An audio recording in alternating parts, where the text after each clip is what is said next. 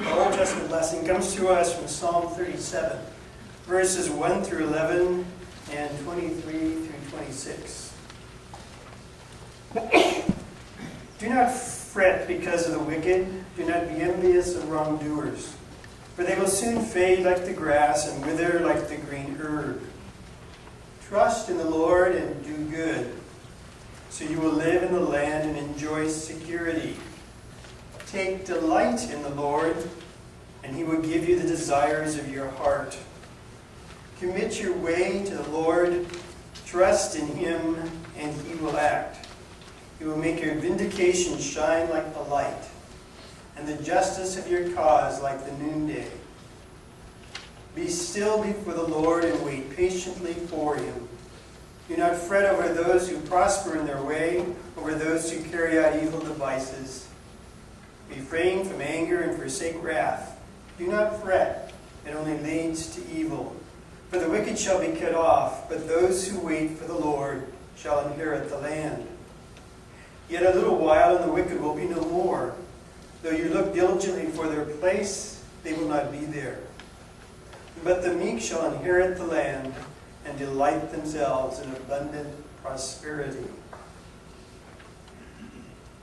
And then moving to verses 23 to 26. Our steps are made firm by the Lord when He delights in our way. Though we stumble, we shall not fall headlong, for the Lord holds us by the hand. I have been young, and now I am old. Yet I have not seen the righteous forsaken, or their children begging bread. They are ever giving liberally and lending, and their children become a blessing. May God speak to us through His written and proclaimed word today. Amen. Nice guys finish last. That's the rule of the game, as proclaimed by baseball manager Leo DeRocher. There are those who would make it the basic rule of life. The victory goes to those who are mean, who are tough, and who fight for what they want, and let no one get in their way. Nice guys finish last is their motto, although they may not always proclaim it. How different that is from the basic rule of life that David proclaimed in Psalm 37:11, when he said, "The meek shall inherit the land," and which Jesus then echoed in the Sermon on the Mount when He said, "Blessed are the meek, for they shall inherit the earth." How would that motto look over the entrance to the Defense Department in Washington, D.C. as you walk in? The meek shall inherit the earth. Or how about over the entrance to the New York Stock Exchange on Wall Street? Never have I seen that motto proclaimed on the wall of a locker room as world-class competitors get ready to go out on the field. Never have I seen it proclaimed at a political convention where candidates are always talking about their greatest talents and experience. And never have I seen it proclaimed in a business book on how to build a billion-dollar empire. If most people felt what they really feel about this rule of life proclaimed by David, they would say either they don't understand it, or they would have to confess that they don't believe it. How drastically this permeated our culture even appears in our comic strips. A while back on the Sunday paper, in the Peanuts cartoon, this is what the dialogue went. Charlie Brown was out on the pitching mound, and Lucy comes out and says, "Hey manager, we have a question. We heard that someone said nice guys don't win ball games. Is that true? Is that why we're always losing, Charlie Brown?" Patty chimes in, "Are we too nice? Is that our trouble? Is that why we lose all our games?" Charlie Brown stammers, "Well, I don't know. And then Lucy continues, "See, what did I tell you, Patty? I knew we'd never get a straight answer from him." Patty rejoins, "What a manager. He can't even answer our questions." And that leaves Charlie Brown out on the pitching mound, scratching his head and saying, "How can I run a baseball team and solve moral issues at the same time?" Charlie Brown is an everyman character, and he raises the question for all of us that's been faced by God's people for 3,000 years. Why is it that nice guys finish last? Do you have to be cruel and mean and ruthless to win at the game of life? How do we understand this biblical mandate that the meek shall inherit the earth? First of all, let's try to understand the biblical word meek. There are a few words in the Bible that are more misunderstood. Most of us think of it as someone who lacks courage or confidence, is shy or spineless. And oftentimes we connect the word meek with weak, even more than its rhyme. But the Hebrew word for meek is anah, which refers to a person who has learned to totally trust in God. It means to be molded, like a potter molds a piece of clay, to be shaped for service by the hand of the Creator. In the Old Testament, the word meek refers to men and women who place their total trust in God, were molded by God's hands, and who surrender to God's control. How different their perspective is from the people who write books in our culture and that we often read, such as Pulling Your Own Strings, Looking Out for Number One, Business Secrets of Attila the Hun, and Winning Through Intimidation. When we acknowledge that God is in control of our lives, pulling the strings and looking out for us, we can relax. And we don't have to do that ourselves. So we might paraphrase the psalm and say, happy are we when we give up our need to control our own destiny and instead yield ourselves to God's control. When you look at this psalm, you see that there are three ways in which we often look at life. First of all, we are tempted to look sideward. The opening line says this: do not fret because of the wicked. Do not be envious of wrongdoers, for they will soon fade like the grass and wither like the green herb. Have you ever noticed our tendency to compare ourselves with others?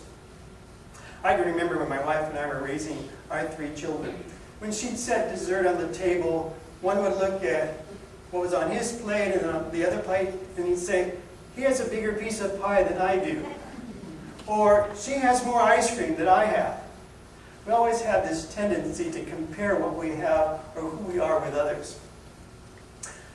When my oldest son was in 5th grade, he entered a contest, an essay contest, and he won a trip back to Washington, D.C., which was sponsored by the Department of Education.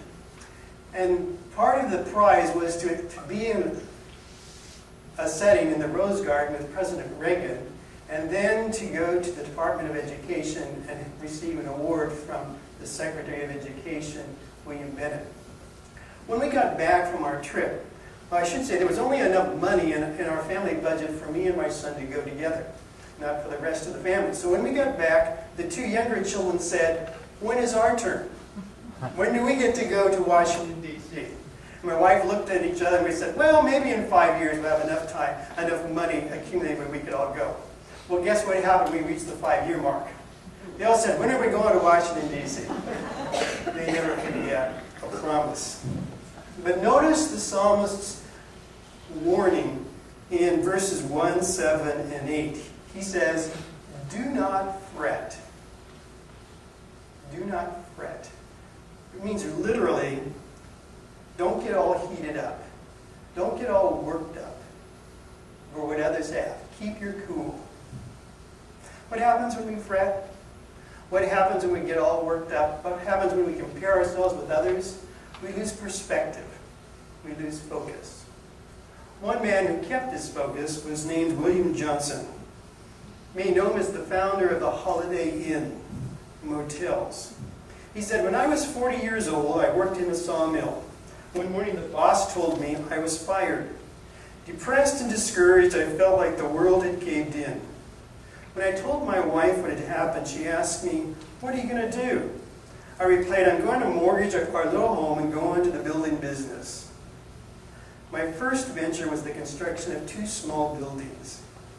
Within 5 years, I was a multimillionaire. At the time it happened, I didn't understand why I was fired.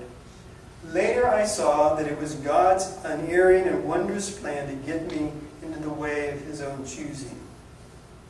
Which leads us to our second way of looking at life, and that's looking upward.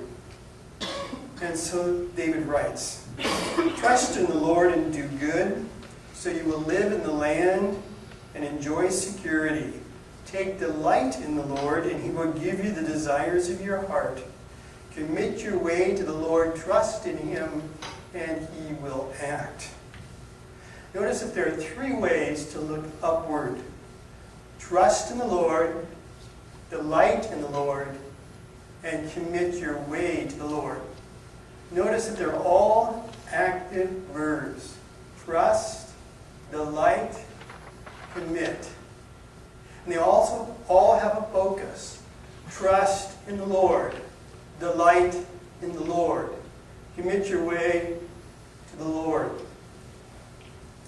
Trust begins at the center of our soul. What happens when life falls apart? Where do we go? When we face trying times, do we go to a counselor or a therapist? To a life coach?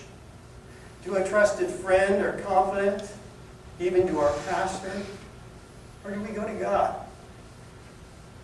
Who knows us best? Who loves us most? Who forgives us unconditionally? And who embraces us without exception? Only the Lord. I remember when our children were young, and we put them in the bathtub, and part of the bath was always washing the hair. Put a little shampoo on the head and a little water, begin to wash it, and they'd put their head down, and the shampoo would begin to run down the face. And I'd say, look upward, so the water will go back over your head. And they'd do that for a little while, and then it was time to rinse the hair, and pour a little more water on the head, and then they begin to look down again, and the shampoo get in their eyes, and they never quite understood that if you lift your head upward, you never get tears in your eyes. What a life lesson for all of us. Looking upward. That's when God blesses us and we begin to see the real source of our hope and our life. Delight expands on this idea of trusting our God. Delight in the desires of our heart. Do you remember the first time that you ever fell in love? Did that person captivate your every thought? Did you want to spend as much time as you could with them? Did you notice that you began to like the things they liked? That their attitudes became more your attitudes? And that you became more like them as the years went by? You realize that life with God is really an affair of the heart? That the more time you spend with God, more of God's desires eventually become your desires? More of God's character eventually becomes your character? And more of God's life eventually becomes your life? Commit extends our relationship with God beyond trust and delight. It means literally to roll the burdens on our shoulders onto the shoulder of God.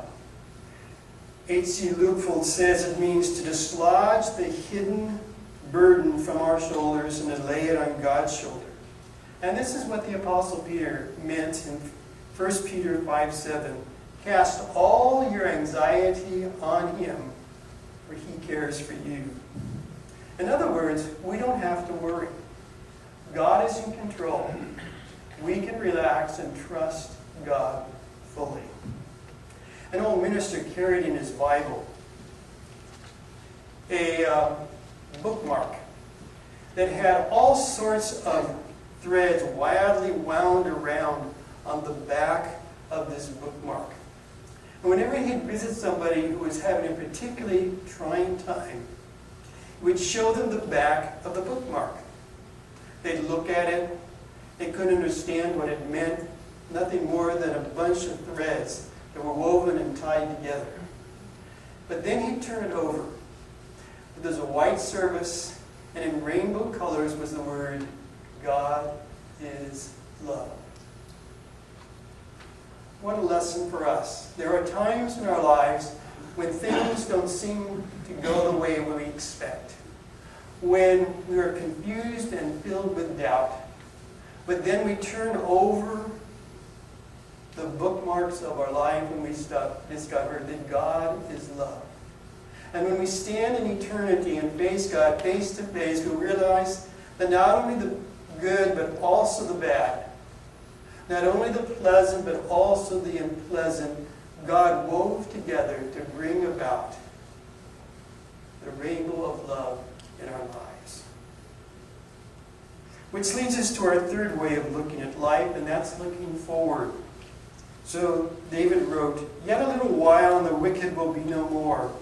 Though you look diligently for their place, they will not be there. But the meek shall inherit the land and delight themselves in abundant prosperity. I have been young and now I am old, yet I have not seen the righteous forsaken and their children begging bread.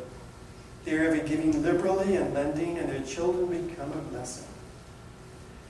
David asks us to take the long view of life and eternity.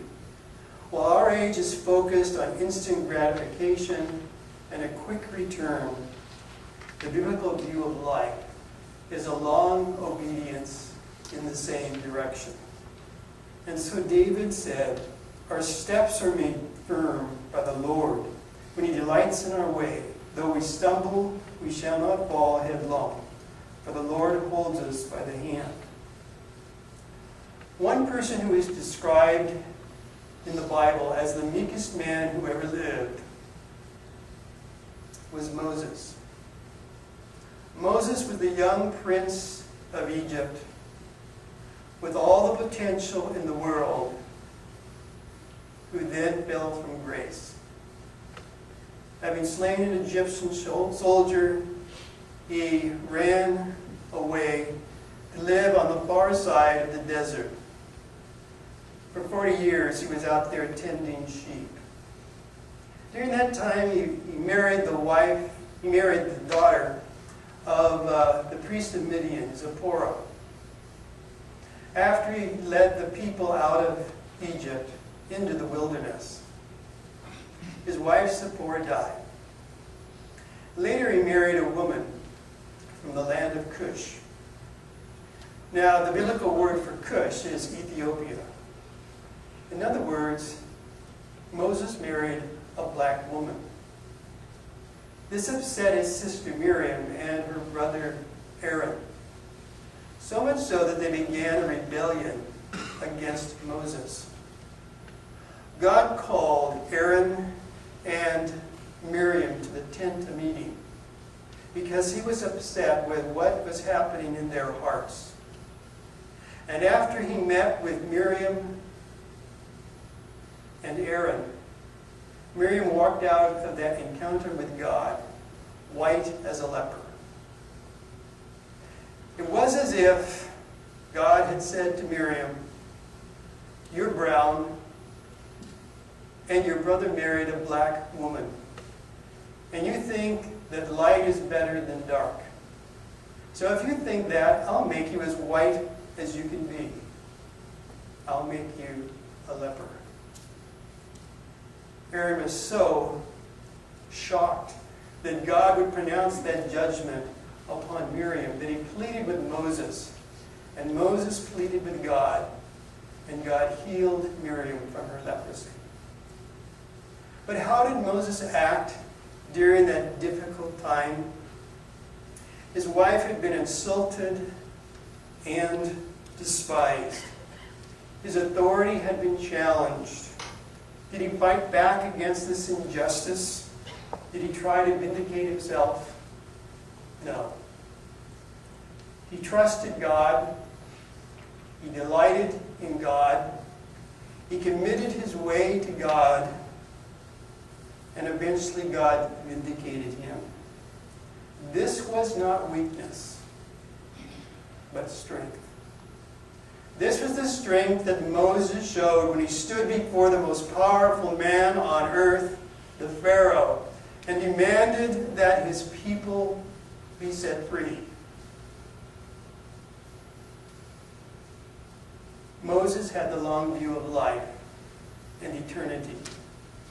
His was an obedience in the right direction. Leo DeRocher was wrong. Nice guys don't finish last. Nice guys finish best. Amen.